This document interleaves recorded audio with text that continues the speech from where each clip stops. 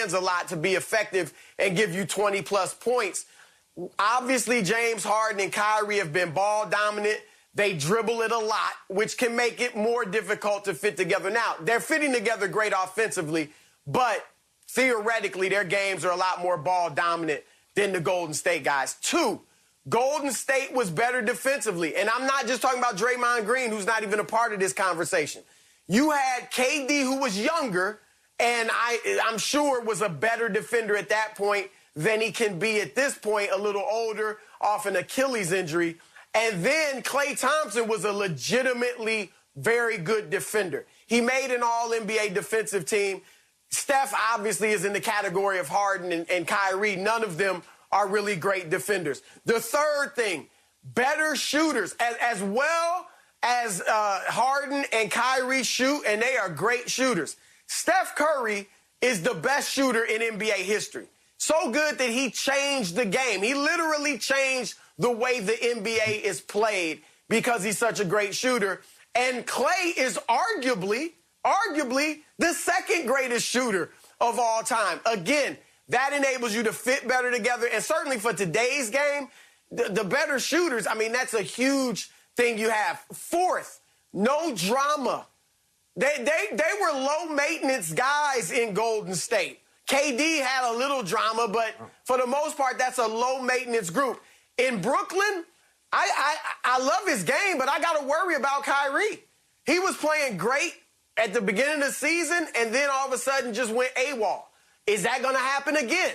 Is Kyrie going to be happy the entire season playing shooting guard? Or will he get the itch to have the ball in his hands more again? Even last night, why was Kyrie sitting out? I know they said back tightness, but I bet you he plays the next 5 games and is fine and plays great. Like, they need to be on the floor as much as possible. KD is legitimately injured, hamstring.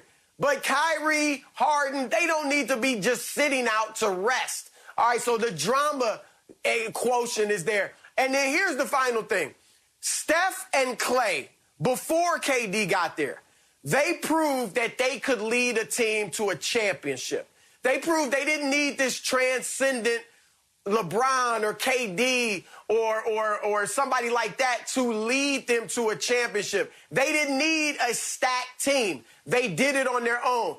KD was certainly the best player on those Golden State teams, but he went to a champion already. He has still yet to prove he can lead his own team to a championship, even though he was the best player. Kyrie hit one of the greatest shots in NBA history, maybe the greatest. But obviously that was LeBron's team. Kyrie hasn't had much playoff success without LeBron James yet. And we know Harden has yet to prove that he can lead a team to a championship. So for all of those reasons, I'm going with Golden State. Well, I don't like to disagree with you, but I'm going to have to disagree with you. And I say KD is KD, so that's a push. And although James Harden is not the shooter that Steph is, he can do things that Steph can't because he can get to the basket and he shoots as many free throws. So we've seen James Harden average 35, 36 points a night. So I'm going to say, just for this argument right here, Chris, I'm going to say Steph and James Harden are a push. Now, because even though Kyrie is not the pure shooter that Klay is, what he can do with the basketball, Klay can't do. Klay's not putting the ball on the floor and finishing at the rim like this kid can. This kid has mid-range. He has the three. He shoot the. You follow him. He goes to the free throw line.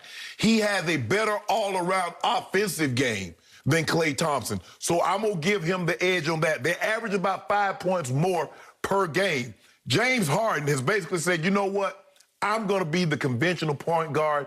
I'm going to average somewhere between 11 and 12 assists a night, and my average is going to come down substantially from what it was the last 3 or 4 years. Skip, he was like 32, 33 points a game over the last 3 or 4 years. He's probably going to average somewhere around 24, 25. Not very many guys are willing to concede. Say, you know what? I'll let you slash 8, 9 points off my average and what I've been averaging for the betterment of the team. When I look at this, just those three, Klay, Steph, KD, versus James Harden, KD, and Kyrie, I ain't seen anything like this. There's never been a guys that can handle the ball, that can put the ball in the basket like these three guys can. No, sir. Now, they're going to have to pay it off, What Chris. about defense? No. I'm just about defense? Yeah, that's what I told Skip. The Golden State Warriors were a better defensive team. And they're going to have to pay, ultimately, in order for them to be judged correctly, they're going to have to pay it off with a championship. But if you just look at player for player and skills, this right here, we ain't never seen anything like this. Thank you, Shannon Sharp. Are you listening, LeBron James? And Maverick and Rich and Randy? Did you hear what he just said? Give me the KD Nets.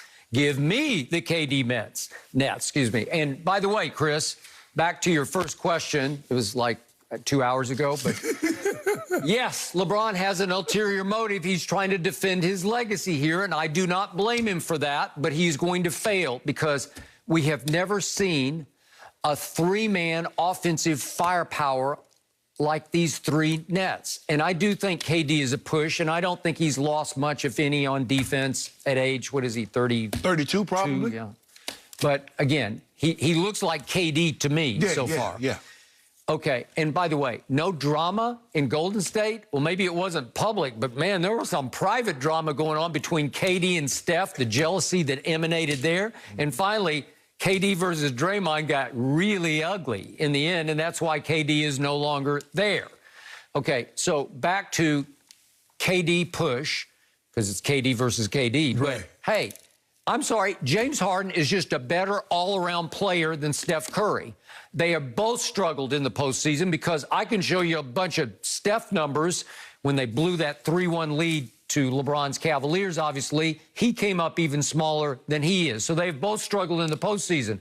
But James is a better all-around scorer than Steph. Look at 40-point games. James has 99 to 39 for Steph. Better point guard. James is incredible. He's like got offensive genius as a point guard that we're just see flourishing now. And rebounding, James is a triple-double waiting to happen because he can get you 13 or 14 rebounds, and he has in his career 51 triple-doubles to Steph's 7. So, again, defensive disruptor. Who's better? I think James is a better defensive disruptor than Steph is. And what we're seeing from Steph this year, what we haven't seen in the past, we've seen him going to the rim more. Yep. Steph didn't normally go to the rim like we're seeing him go to the rim this year. That's a James Harden specialty. It is. I would agree. Kyrie is a better all-around scorer than Clay. Yeah. Clay can get even hotter than Steph can get. We know that. Right. But Kyrie, man, he's got 130-point games in his career to 57 for Clay. I'm sorry, if you want to start going down to Draymond versus Joe Harris or whatever you want to do, then it starts to get No, we just sticky. keep it I'm to doing the 3 versus 3, and I will take the KD 3 in Brooklyn over the Golden State 3.